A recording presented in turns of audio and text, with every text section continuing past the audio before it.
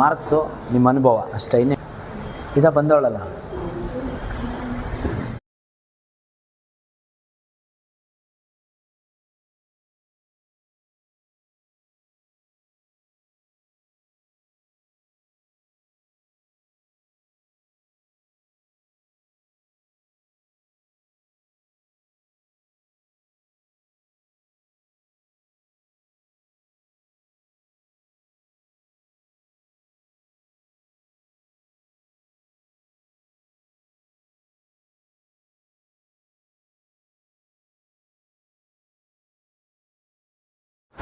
अस्सलाम वालेकुम, मैं सफदर खैसर कौसर न्यूज़ से। जैसे कि आप तमाम जानते हैं, कल एसएलसी के इम्तहानात के रिजल्ट्स आ चुके हैं।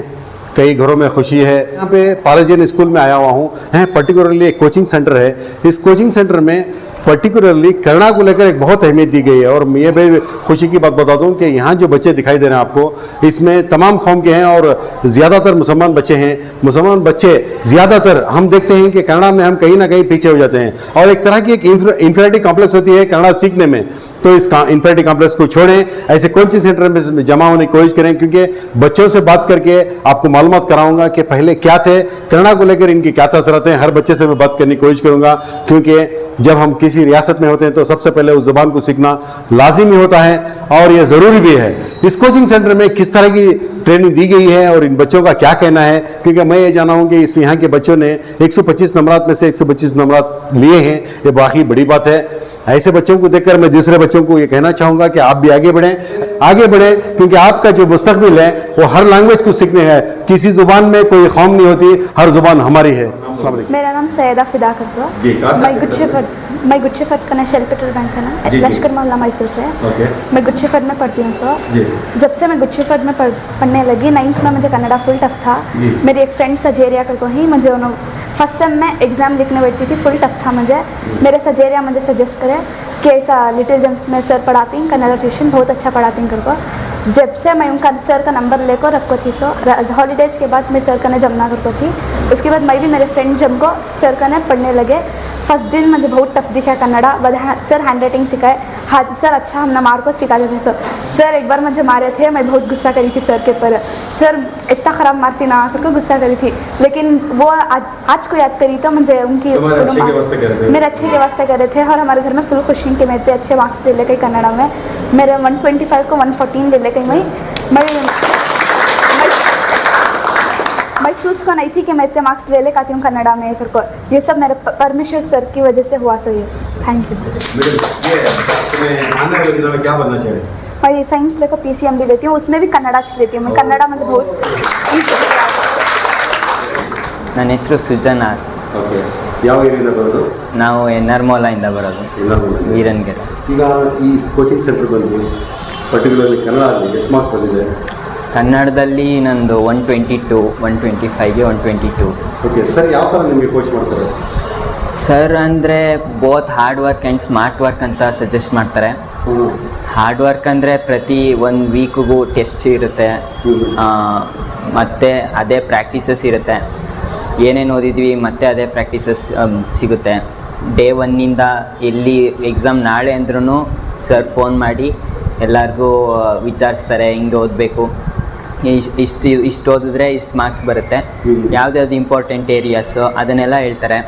ಆಮೇಲೆ ಟೆಕ್ಸ್ಟ್ ಬುಕ್ ಕ್ವಶನ್ಸ್ ಅದನ್ನೆಲ್ಲ ಹೇಗೆ ಆನ್ಸರ್ ಮಾಡೋದು, ಒಂದು ಆನ್ಸರ್ ಬರಿಬೇಕಿದ್ರೆ ಹೇಗೆ ಅದನ್ನು ಪರ್ಫೆಕ್ಟಾಗಿ ಕನ್ಸಲ್ಟ್ ಮಾಡಿ ಆ ಆನ್ಸರ್ನ ಬರಿಬೇಕು ಅಂತ ಎಕ್ಸ್ಪ್ಲೇನ್ ಮಾಡ್ತಾರೆ. ಸೊ ನಂದು ಬಂದು 9th ತುಂಬ ಕಡಿಮೆ ಬಂದಿತ್ತು, 45 ಬಂದಿತ್ತು 100ಗೆ. ಸೊ ನಾನು ತುಂಬ ಬೇಜಾರಾಗಿದೆ. ಇಷ್ಟು ಮಾರ್ಕ್ಸ್ ಇಟ್ಕೊಂಡು SSLC ಬೋರ್ಡ್ ಎಕ್ಸಾಮಲ್ಲಿ ಹೇಗೆ ಒಂದು ಪರ್ಸೆಂಟೇಜ್ ಫೀಲಿಂಗ್ ಇತ್ತು, ಹೇಗೆ ಪರ್ಸೆಂಟೇಜ್ ಜಾಸ್ತಿ ತೆಗಿಬೇಕು ಅಂತ. ಆವಾಗ ಸರ್ ಕೂಡ ಸಜೆಸ್ಟ್ ಮಾಡಿದ್ರು. ಸೊ ಡೇ 1 ಸ್ಟಾರ್ಟ್ ಆಯಿತು, ಓದೆ. ತುಂಬ ನರ್ವಸ್ ಇತ್ತು ಹೇಗೆ ಓದೋದು ಕನ್ನಡ ಅಂತ. ಸೊ ಹಾಗೆ ಸ್ಮೂತಾಗೆ ಕರ್ಕೊಂಡು ಹೋದರು. ಏನು ನನಗೆ ಟೆನ್ಷನ್ ಲಾಸ್ಟ್ ಬೇರೆ ಎಲ್ಲ ಸಬ್ಜೆಕ್ಟ್ಗಿಂತನೂ ಕನ್ನಡದಲ್ಲಿ ನಾನು ಸ್ವಲ್ಪ ಟೆನ್ಷನ್ ಫ್ರೀಯಾಗಿ ಎಕ್ಸಾಮ್ ಹಾಲಲ್ಲಿ ಹೋಗಿ ಕೂತ್ಕೊಂಡು ಎಕ್ಸಾಮ್ ಬರೆದ್ಬಿಟ್ಟು ಬಂದೆ. ಸೊ 45ಇಂದ ಹಿಡಿದು ಇವಾಗ 100ಗೆ 97 ಬಂದಿದೆ ಅಂದರೆ ಅದಕ್ಕೆ 90% ಅದು ಸರ್ಗೇನೆ ಕಾಂಟ್ರಿಬ್ಯೂಷನ್ ಹೋಗಬೇಕು. Myself Sanya Kausar. I'm from St. Joseph High School, Banimantap, Mysore. So I'm studying under experienced teacher, and I can say he has a Kannada expert. He is a base PU college lecturer. He is called as Parmeshwar sir, and I'm his student. I'm proud to be his student because his teaching is really, I don't have words to describe his teaching. And if I speak about Kannada, I was really nil in Kannada before, and I didn't had hopes for Kannada when I came to 10th standard, and I was really worried about my percentage because of languages. And one of my relatives suggested that he is a teacher. There is a teacher called Parmeshwar sir, and he's really good in teaching. Then it was the first day, and I was really nervous about his experience and all. And first day it was never a smooth sail for me, and really I have turned out to be a good student, and he have taught me a lot of discipline, moral values. And if I speak about his teaching, he's really a best teacher, and I really thank him, hearty thanks to him from me, because I have scored 125 from 125 to 120. Then I'm really proud, and my parents are really proud of me, and they are really thanking Parmeshwar sir heartily. I'm really proud of being such a student in his coaching center, and I really thank him for his experience, for his teaching, for his hard work. He's a man of really hard-working man, and he believes in hard work, and he have trained us through that path, and really thank you him. Thank you. Thank you. My name is Sajeria. Okay. Tell me about your coaching center. I'm studying in Kalam Coaching Center, which is handled by Parmeshwar sir. I was studying in Good Shepherd Convent High School. I came here from 9th. I was just dull in Kannada. First my father stood in Kannada and teach me basics of Kannada. Then it was handled by Parmeshwar sir. Now I have scored 120 out of 125. I'm proud of myself. Now Tell me about your experience, particularly Kannada, because before joining, what is your ability, and now you are finishing the classes. Tell me about how before I was very nice in Kannada. Okay. I knew to write and read very perfectly also. Now I'm just very So you are still. totally satisfied in this coaching Yeah. center? All the best. What's your name? Sharia Khan. Okay. What do you want to be? Because now you are in this particular coaching classes. Yeah. How you learn Kannada? Before I was very dull in Kannada. Earlier I have scored only 47 marks in my 9th class, but now I have scored 124 out of 125. All of because of Parmeshwar sir. He motivated me at each and every moment. There were personal problems in my family, my father health issue and all. So in middle of I have dropped out that I will not write exam this year, but he helped me at each and every moment. I'm very proud that I got this. I'm very proud. ನನ್ನ ಹೆಸರು ರಯನ್ Milton ಅಂತ. Okay. ನಾನು ಬರ್ತಿರೋದು NR ಮೂಲ ನಾಯ್ಡು ನಗರ. So first like ನಾನು ಕನ್ನಡ ಓದ್ತಿರುವಾಗ ನಾನು ಕಾನ್ಸೆಪ್ಟ್ಸ್ನ ಅರ್ಥ ಮಾಡ್ಕೊಳ್ಳೋಕೆ ಆಯ್ತಿರ್ಲಿಲ್ಲ. ನನಗೆ ಒಂಥರ ಫೀಲಿಂಗ್ ಇರ್ತಿತ್ತು, ಲೈಕ್ ಏನು ಮಾಡೋದು ಕನ್ನಡದಲ್ಲಿ, ಏನು ಅರ್ಥ ಆಯ್ತಾಯಿಲ್ಲ ಅಲ್ವಾ, ಬೇರೆ ಏನಾದರೂ ಸ್ವಿಚ್ ಮಾಡಲ, ಇಲ್ಲ ಈ ಲ್ಯಾಂಗ್ವೇಜಸ್ ಹೆಂಗೆ ಹ್ಯಾಂಡಲ್ ಮಾಡಲಿ, ಏನಾಗುತ್ತೆ ಅಂತ. ಸೊ ಇದೆಲ್ಲ 9th ಆಗಿದ್ದು. ಅಲ್ಲ 10th ಬರುವಾಗ ನಂಗೊಬ್ರು ಅಂದರು, ಪರಮೇಶ್ವರ್ ಸರ್ ತೊಗೋತವ್ರೆ, ಚೆನ್ನಾಗಿ ತೊಗೋತಾರೆ, ಪರ್ಸೆಂಟೇಜ್ ಎಲ್ಲ ಇದೆ, ನನ್ನ ಫ್ರೆಂಡ್ಸು ರೆಕಮೆಂಡ್ ಮಾಡಿದ್ರು. ಸೊ ಇಲ್ಲಿ ಬಂದ ತಕ್ಷಣ ಫಸ್ಟ್ ದಿನ ಬಂದ್ಬಿಟ್ಟು ವರ್ಣಮಾಲೆ ಓದಿಸ್ರು ಸರ್ ನನಗೆ. ಆ್ಯಂಡ್ ದೆನ್ ಕಾಗುಣಿತ, ಆಮೇಲೆ ಹಂಗೆ ಪ್ರೋಗ್ರೆಸ್ ಆಯ್ತಿತ್ತು. ಸೊ ಸರ್ ಯಾವಾಗಲೂ ಅಂತಾರೆ, ಸಕ್ಸಸ್ಗೆ ಬೇರೆ ಒಂದು ಸ್ಟೆಪ್ ಇಲ್ಲ, ಇರ್ತಾ ಇರಬೇಕು, ಸ್ಮಾರ್ಟ್ ವರ್ಕ್ ಎಲ್ಲ ಮಾಡಬೇಕು, ಹಾರ್ಡ್ ವರ್ಕ್ ಮಾಡಲೇಬೇಕು. ಸೊ ಇವಾಗ ತನಕ ನಾವು ಓದಿರೋದು ಎಲ್ಲ Kannada, all of it is credit ಹೋಗೋದು ಬಿರಾ ಸರ್ಗೆ. ಬಿಕಾಸ್ ಅವ್ರು ಎಲ್ಲ ಮಾಡಿರೋದು, ಅವ್ರು ಎಕ್ಸ್ಪ್ಲೇನ್ ಮಾಡೋದು ಹೆಂಗೆ ಮಾಡ್ತಾರಂದರೆ ಅವ್ರ ಓನ್ ಸ್ಟೋರಿ ಅದನ್ನ ಇದು ಮಾಡಿಬಿಟ್ಟು ನಮಗೆ ಒಳ್ಳೆ ಒಂದು ಕಾನ್ಸೆಪ್ಟನ್ನ ಕೊಡ್ತಾರೆ ನಮಗೆ. ಅದೇ ನಮ್ಗೆ ಅರ್ಥ ಆಗಿಲ್ಲ ಅಂದ್ರೂ ಇಟ್ ಮೇ ಟೇಕ್ ಹಳೆ ಕನ್ನಡ ಅವ್ರ ಹೊಸ ಕನ್ನಡ ಅಂದ್ರೇನು ಸರು ಅದನ್ನ ಅವ್ರ ರೀತಿಯಲ್ಲಿ ಎಕ್ಸ್ಪ್ಲೇನ್ ಮಾಡೋದು ಎಲ್ಲರಿಗೂ ಅರ್ಥ ಆಗುತ್ತೆ. मेरा नाम सैयद जुनैदुद्दीन. सैयद जुनैदुद्दीन. कौन से एरिया से आते हैं? मैं राजीव नगर सेकेंड स्टेज. राजीव नगर से आप सर बोल रहे हैं, वहाँ क्लासिक स्कूल में चाहिए, वहाँ एक सेंटर है, इतनी दूर कई बात है नाम लगता है। हमारे अब्बा के फ्रेंड सजेस्ट करे थे यहाँ सर अच्छा पढ़ाती हैं घर को। मैं कन्नड़ा में पहले बहुत वीक था, मुझे बचपन से तो कन्नड़ा होता नहीं था। 9th में मुझे एडमिशन करे सर के पास से। मैं उतना इंटरेस्ट नहीं लिया स्टार्टिंग में 9th स्टैंडर्ड में, बट जाते जाते सर के एक्सप्लेनेशन से, सर के मतलब जैसा उन्होंने समझाती हैं, जैसा उनका फ्रेंडली बिहेवियर है, कब तो भी गुस्सा आता, बट उनके गुस्से में भी जो उन्होंने समझाती हैं, मतलब मॉरल वैल्यूज़ रहती हैं।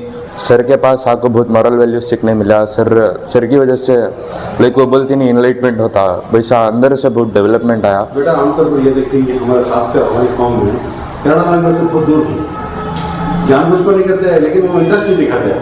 अब तुम्हें जैसा बोल रही थी मैं, अब यहाँ आने के बाद तुम्हारा कुछ हासिल हुआ होगा, मैं समझता हूँ कि तुम्हारी एज के बच्चे आगे बढ़ो, ऐसे कोचिंग सेंटर्स में जमना और गेन करना, कन्नड़ा बहुत प्रायोरिटी देना मांग। तो सर तुम्हें क्या बोलते हैं, पहले से आपको फील हो रहा अच्छा? बहुत अच्छा फील हो रहा सर। मैं 9th स्टैंडर्ड में 100 को 91 लिया था, और ये बार भी ज़रा हेल्थ इश्यूज रहने में से होता पढ़ने हुआ नहीं, 125 को 95 लेकर हूँ।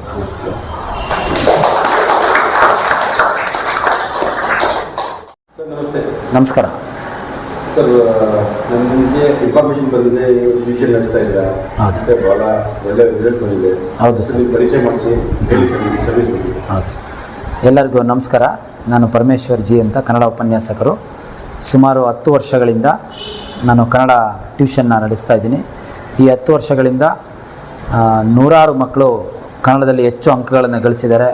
ಕನ್ನಡ ತುಂಬ ಕಷ್ಟ. ಮೊದಲನೇ ದಿನ ಅವ್ರು ಬಂದಾಗ ವರ್ಣಮಾಲೆನೇ ಬರೋದಿಲ್ಲ ಅಂತ SSLCಲಿ ಹೇಳ್ತಾರೆ, PUCಗೆ ಬಂದು ವರ್ಣಮಾಲೆ ಬರಲ್ಲ ಅಂತಾರೆ. ಅಂಥ ಮಕ್ಕಳಿಂದ ಹಿಡಿದು ಅವ್ರನ್ನ ಒಳ್ಳೆಯ ಅಂಕಗಳನ್ನು ಗಳಿಸೋವರೆಗೂ ನಾವು ಹಿಂದೆ ಬಿದ್ದು ಅವ್ರನ್ನ ಚೆನ್ನಾಗಿ ಹೆಚ್ಚು ಅಂಕಗಳು ಗಳಿಸೋದಕ್ಕೆ ನಾವು ಶ್ರಮಪಟ್ಟು, ಮಕ್ಕಳ ಶ್ರಮ ಮತ್ತು ಗುರುವಿನ ಶ್ರಮ ಎರಡೂ ಸೇರಿದರೆ ಮಾತ್ರ ಒಂದು ಒಳ್ಳೆಯ ಅಂಕಗಳು ಬರೋದಕ್ಕೆ ಸಾಧ್ಯ. ಅದರಿಂದ ಇಬ್ಬರ ಶ್ರಮದಿಂದ 10 ವರ್ಷಗಳಿಂದ ನೂರಾರು ವಿದ್ಯಾರ್ಥಿಗಳು ಹೆಚ್ಚೆಚ್ಚು ಅಂಕಗಳನ್ನು ಗಳಿಸಿದ್ದಾರೆ. ತುಂಬ ಇಂದಿನ ದಿನ ಕನ್ನಡ ಕಷ್ಟ, ಯಾಕೆಂದರೆ ಭಾಷೆ ಅನ್ನೋದು ತುಂಬ ಇಷ್ಟಪಟ್ಟು ಕಲಿತ್ರೆ ಮಾತ್ರ ಅದು ತುಂಬ ಸರಳ ಆಗುತ್ತೆ. ಭಾಷೆ ಬರಲಿಲ್ಲ ಅಂದ್ರೇ ಮನುಷ್ಯ ಏನಾಗ್ತಾನೆ, ಅವನೊಬ್ಬ ಪ್ರಾಣಿ ಆಗಿಬಿಡ್ತಾನೆ, ಪ್ರಾಣಿಗೆ ಸಮ ಆಗ್ತಾನೆ. ಅದರಿಂದ ಭಾಷೆ ಇದ್ರೇ ಒಬ್ಬ ಮನುಷ್ಯ ಜೀವನದಲ್ಲಿ ಏನಾದರೂ ಒಂದು ಸಾಧಿಸೋದಕ್ಕೆ ಸಾಧ್ಯ. ಅದರಿಂದ ಅದರಲ್ಲಿ ಇಂಗ್ಲೀಷು, ಕನ್ನಡ, ಹಿಂದಿ, ಹೀಗೆ ಹಲವು ಲ್ಯಾಂಗ್ವೇಜ್ಗಳನ್ನು ನೀವು ನೋಡಿರ್ತೀರಿ. ಅದರಲ್ಲಿ ಇತ್ತೀಚಿನ ದಿನಗಳಲ್ಲಿ ವಿದ್ಯಾರ್ಥಿಗಳಿಗೆ SSLCಗೆ ಬಂದರೂ ಕಾಗುಣಿತ ಬರೆಯೋಕ್ಕೆ ಬರೋದಿಲ್ಲ, ವರ್ಣಮಾಲೆ ಬರೆಯೋಕ್ಕೆ ಬರೋದಿಲ್ಲ. ಅಂಥ ವಿದ್ಯಾರ್ಥಿಗಳನ್ನ ಇಟ್ಕೊಂಡು ನಾವು ಸುಮಾರು 10 ವರ್ಷಗಳಿಂದ ನಾವು ಇದುವರೆಗೂ ಭಾಳ ಒಳ್ಳೆಯ ಅಂಕಗಳನ್ನು ಗಳಿಸಿದ್ದೀವಿ. ಅದರಲ್ಲಿ ಸುಮಾರು ವಿದ್ಯಾರ್ಥಿಗಳು 125ಕ್ಕೆ 125 ಅಂಕಗಳನ್ನು ಸ್ಟೇಟ್ ಸಿಲೆಬಸ್ ವಿದ್ಯಾರ್ಥಿಗಳು, ಭಾಳ ವಿದ್ಯಾರ್ಥಿಗಳು ತೆಗೆದುಕೊಂಡಿದ್ದಾರೆ ಇಷ್ಟು ವರ್ಷಗಳಲ್ಲಿ. ಈ ವರ್ಷವೂ ಸಹ ಸುಮಾರು 4 ವಿದ್ಯಾರ್ಥಿಗಳು 125ಕ್ಕೆ 125 ಅಂಕಗಳನ್ನು, 124, 123, 122, 120 ಹೀಗೆ 100 ಅಂಕಗಳಿಗಿಂತ ಹೆಚ್ಚು ಅಂಕಗಳನ್ನು ವಿದ್ಯಾರ್ಥಿಗಳು ಕನ್ನಡ ಕಷ್ಟ ಎಂದು ಅವರು ಬಂದವರು ಇವತ್ತು ತುಂಬ ಸಂತೋಷದಿಂದ ಅವರು ಅಂಕಗಳನ್ನು ಗಳಿಸಿದ್ದಾರೆ. ಅವರ ಸಂತೋಷ ಏನು, ಅವರ ಅನುಭವ ಏನು, ಅದನ್ನು ವಿದ್ಯಾರ್ಥಿಗಳಲ್ಲೇ ನೀವು ವಿಚಾರಿಸಿ. ನಮ್ಮ ಕರ್ತವ್ಯ, ನಾವು ಬಸವಣ್ಣ ಹೇಳಿದಂತೆ ಕಾಯಕವೇ ಕೈಲಾಸ ಎಂಬಂತೆ ನಾವು ನಮ್ಮ ಕರ್ತವ್ಯವನ್ನೇ ನಾವು ಪ್ರಾಮಾಣಿಕತೆಯಿಂದ ಮಕ್ಕಳಲ್ಲಿ ಉತ್ಸಾಹವನ್ನು ಮೂಡಿಸಿ ಮಕ್ಕಳಿಗೆ ನಾವು ಶ್ರಮಪಟ್ಟು ಮಕ್ಕಳಿಗೂ ಶ್ರಮವನ್ನು ಕೊಟ್ಟು ಹೆಚ್ಚು ಅಂಕಗಳನ್ನು ಗಳಿಸೋದಕ್ಕೆ ಸಾಧ್ಯ ಆಗಿದೆ ಎಂದು ಇದು ನನ್ನ ಅಭಿಪ್ರಾಯ. ಯಾವ ವಿದ್ಯಾರ್ಥಿಗಳಾಗಿರ್ಬೋದು, ಆ ವಿದ್ಯಾರ್ಥಿಗಳು ಮನಸ್ಸಿದ್ರೆ ಉನ್ನತ ಅಂಕಗಳನ್ನು, ಹೆಚ್ಚು ಅಂಕಗಳು ಗಳಿಸಿ ಉನ್ನತ ಮಟ್ಟಕ್ಕೆ ಹೋಗೋದಕ್ಕೆ ಸಾಧ್ಯ ಎಂಬುದು ನನ್ನ ಅಭಿಪ್ರಾಯ. ಸರ್, ನೀವು ಪ್ರಯತ್ನ ಪಟ್ಟಿದ್ದೀರಿ, ರಿಸಲ್ಟ್ ಓರಿಯೆಂಟೆಡ್ ಅಂತಾರಲ್ಲ, ಅದನ್ನ ನೀವು ಏನ್ ಥರ ಫೀಲ್ ಆಗ್ತಾ ಇದೆ ಸರ್? ಯಾಕಂದ್ರೆ ನೀವು ಶ್ರಮ ಪಡ್ತಿರಲ್ಲ, ಅದಕ್ಕೆ ಫಲ ಬೇಕು. ಈ ಮಕ್ಕಳಿಂದ ನಿಮಗೆ ಒಂದು ಬಂದಿದೆ, ಬೇರೆಯವ್ರಿಗೆ ಏನು ಹೇಳಕ್ಕೆ ಇಷ್ಟಪಡ್ತಾರೆ? ಏನಾಗುತ್ತೆ ಅಂದರೆ, ಮಕ್ಕಳಿಗೆ ಹೆಂಗೆ ಫಲಿತಾಂಶ ರಿಸಲ್ಟ್ ಅಂದರೆ ಒಂಥರ ಕಳವಳ, ಭಯ ಆಗ್ತಾ ಇರುತ್ತೆ. ಎಷ್ಟೇ ಚೆನ್ನಾಗಿ ಬರೆದಿದ್ರು ಅಯ್ಯೋ ಏನಾಗುತ್ತೋ ಅಂತ ಒಂದು ಭಯ ಇರುತ್ತೆ. ಅದೇ ಥರ ನಮ್ಮ ಮನಸ್ಸಿಗೂ ಇವತ್ತು ರಿಸಲ್ಟ್ ಅಂದರೆ ಏನೋ ಒಂಥರ ಮುಜುಗರ ಆಗುತ್ತೆ. ಆದರೆ ಆ ಅಂಕಗಳನ್ನು ನೋಡ್ತಿದ್ದಾಗ, ಮಕ್ಕಳು ಕರೆ ಮಾಡಿ ನನಗೆ ಇಷ್ಟು ಬಂತು ಅಂತ ಮಾರ್ಕ್ಸ್ಗಳು ಹೇಳ್ತಿದ್ದಾಗ ತುಂಬ ಸಂತೋಷ ಆಗುತ್ತೆ. ಎಷ್ಟೋ ಮಕ್ಕಳು ನಾನು ಫೇಲೇ ಆಗಿಬಿಡ್ತೀನಿ ಅಂತ ಅವ್ರಿಗೆ ಭಯ ಇರುತ್ತೆ. ಅಂಥ ಮಕ್ಕಳು ಚೆನ್ನಾಗಿ ಓದ್ಕೊಂಡು ಇವತ್ತು ಅವರೆಲ್ಲ ಪಾಸಾಗಿದ್ದಾರೆ. 100% ರಿಸಲ್ಟ್. ಇದುವರೆಗೂ ನಮ್ಮ ಇದರಲ್ಲಿ ಟ್ಯೂಷನಲ್ಲಿ ಓದಿರ್ತಕ್ಕಂಥ ವಿದ್ಯಾರ್ಥಿಗಳು ಯಾರೂ ಸಹ ಫೇಲ್ ಆಗಿಲ್ಲ. ಅವರೆಲ್ಲ ಕಷ್ಟ ಅಂತ ಬಂದು ಇವತ್ತು ಇಷ್ಟಪಟ್ಟು ಅದರಲ್ಲಿ ಕನ್ನಡವನ್ನು ಅಂಕಗಳನ್ನ ಹೆಚ್ಚು ಗಳಿಸಿ ಪ್ರಥಮ PUCಗೆ ಹೋಗಿ ಅವರು ಕನ್ನಡನೇ ನಾವು ಓದ್ತೀವಿ ಅಂತೇಳಿ ಆಸೆಪಟ್ಟು ತೆಗೆದುಕೊಳ್ತಕ್ಕಂಥದ್ದು ನಾವು ಕಾಣ್ತೀವಿ. ನಮ್ಮ ಕೋಚಿಂಗ್ ಸೆಂಟರ್ ಹೆಸರು ಇವಾಗ ಕುವೆಂಪು ಕನ್ನಡ ಕಲಿಕಾ ಕೇಂದ್ರ ಅಂತೇಳಿ ನಾವು ಕುವೆಂಪುರವರ ಸುಮಾರು 10 ವರ್ಷಗಳಿಂದ ನಾವು ಇಲ್ಲ ಪ್ರೈಮರಿಯಿಂದ ಒಂದು 5th ಸ್ಟ್ಯಾಂಡರ್ಡಿಂದ ತೊಗೋತೀವಿ. 5th ಸ್ಟ್ಯಾಂಡರ್ಡಿಂದ PUC ಡಿಗ್ರಿವರೆಗೂ ಬರ್ತಾರೆ ಮಕ್ಕಳು. ಅವರೆಲ್ಲ ನಮ್ಮಲ್ಲೇ ಓದಿರೋ ವಿದ್ಯಾರ್ಥಿಗಳೇ ಡಿಗ್ರಿವರೆಗೂ ಹೋಗಿರ್ತಾರೆ. ಅಲ್ಲಿ ಕಷ್ಟ ಅಂದವ್ರು ಮಾತ್ರ ಬರ್ತಾರೆ. ಅವ್ರಿಗೆ ಓದಿ ಅಂತೀನಿ, ಡಿಗ್ರಿಲಿ ಆಲ್ರೆಡಿ ನೀವೆಲ್ಲ ಗೊತ್ತಿದೆ ನಿಮಗೆ, ಓದಿ ಅಂತೀನಿ. ಇಲ್ಲ ಸ್ವಲ್ಪ ಕಷ್ಟ ಆಗ್ತಿದೆ ಅಂದರೆ ಅವರೇ ಬರ್ತಾರೆ. ಎಲ್ಲ ವಿದ್ಯಾರ್ಥಿಗಳು ತುಂಬ ಸಂತೃಪ್ತಿ ಇದ್ದಾರೆ. ಪೋಷಕರಂತೂ ಬಂದು ಗೌರವ ಬಹಳ ಕೊಡ್ತಾರೆ. ಆ ಪೋಷಕರ ಮತ್ತು ಮಕ್ಕಳು ಪ್ರೀತಿ ಇವೆಲ್ಲವನ್ನು ನೋಡ್ತಿದ್ರೆ ನಾವು ಶಿಕ್ಷಕರಾಗಿರೋದು ಯಾವುದೋ ಪೂರ್ವಜನ್ಮದ ಪುಣ್ಯ ಅಂತ ನಮಗೆ ಸಂತೋಷ ಆಗುತ್ತೆ. ಮನುಷ್ಯನಿಗೆ ಹೌದು, ನಾನು ಲೆಕ್ಚರರಾಗೂ ಸಹ ಉಪನ್ಯಾಸಕರಾಗಿ ಬೇಸ್ ಪದವಿ ಪೂರ್ವ ಕಾಲೇಜಿನಲ್ಲಿ ಉಪನ್ಯಾಸಕರಾಗೂ ಸಹ ಕೆಲಸವನ್ನು ಮಾಡ್ತಾಯಿದ್ದೀನಿ. ಅದೇ ರೀತಿ ಇಲ್ಲಿ ಉದಯಗಿರಿ ಮತ್ತು NR ಮೌಲ ಎರಡೂ ಸೆಂಟರ್ನಲ್ಲಿ ನಾನು ಟ್ಯೂಷನ್ನ ನಡೆಸ್ತೀನಿ. ಹೌದು, NR ಮೌಲದಲ್ಲಿ ಶ್ರೀ ಪಾರಸ್ ಜೈನ್ ಸ್ಕೂಲ್ ಅಂತ, Shri Paras Jain school, Kesare arch circle. Monday, Tuesday, Wednesday 5:30 to 7 ಇರುತ್ತೆ ಇಲ್ಲಿ. ನಂತರ ಉದಯಗಿರಿಯಲ್ಲಿ ವೆಡ್ನೆಸ್ಡೇ, ಥರ್ಸ್ಡೇ, ಫ್ರೈಡೇ ಅಲ್ಲಿ 5:30 to 7. ಉದಯಗಿರಿಯಲ್ಲಿ ಕ್ಲಾಸಿಕ್ ಸ್ಕೂಲ್ ಅಂತ, ಕ್ಲಾಸಿಕ್ ಸ್ಕೂಲಲ್ಲಿ ಅಲ್ಲೂ ಒಂದು ಸೆಂಟ್ರನ್ನ ಪ್ರಾರಂಭ ಮಾಡಿದ್ದೀವಿ. ಅಲ್ಲಿ ಹೌದು, ಈಗ ರಾಜೀವ್ನಗರ, ಉದಯಗಿರಿ ಆ ಏರಿಯಾ, ಶಾಂತಿನಗರ, ಕಲ್ಯಾಣಗಿರಿ ಅವರೆಲ್ಲ ಅಲ್ಲಿಗೆ ಬರ್ತಾರೆ. ಬನ್ನಿ ಮಂಟಪ, NR ಮೌಲ ಈ ಕಡೆ ಇರುತ್ತೆ, ಕ್ರಿಶ್ಚಿಯನ್ ಕಾಲೋನಿ, ಇವರೆಲ್ಲ ಮಕ್ಕಳು ಇಲ್ಲಿಗೆ ಬರ್ತಾರೆ. ಪೋಷಕರಂತೂ ತುಂಬ ಸಂತೋಷವಾಗಿದ್ದಾರೆ. ಇದು ತುಂಬ ಒಂದು ಉಪನ್ಯಾಸಕರಿಗೆ ನಮ್ಗೆ ಬೇಕಾಗಿರೋದೇ ಒಂದು ಮಕ್ಕಳ ಒಂದು ಒಳ್ಳೆ ಫಲಿತಾಂಶ. ಅದು ಸಿಕ್ಕಾಗ ಮನಸ್ಸಿಗೆ ಒಂಥರ ಸಂತೋಷ ಆಗುತ್ತೆ. 1 ವರ್ಷ ಕಷ್ಟಪಟ್ಟಿದ್ದಕ್ಕೂ ಸಾರ್ಥಕ ಆಯಿತು ಅನ್ನೋ ರೀತಿ ನಮಗೆ ಅನಿಸುತ್ತೆ. ನಮ್ಮ ನಂಬರು 8970897689 897670897689. ನಮಸ್ಕಾರ.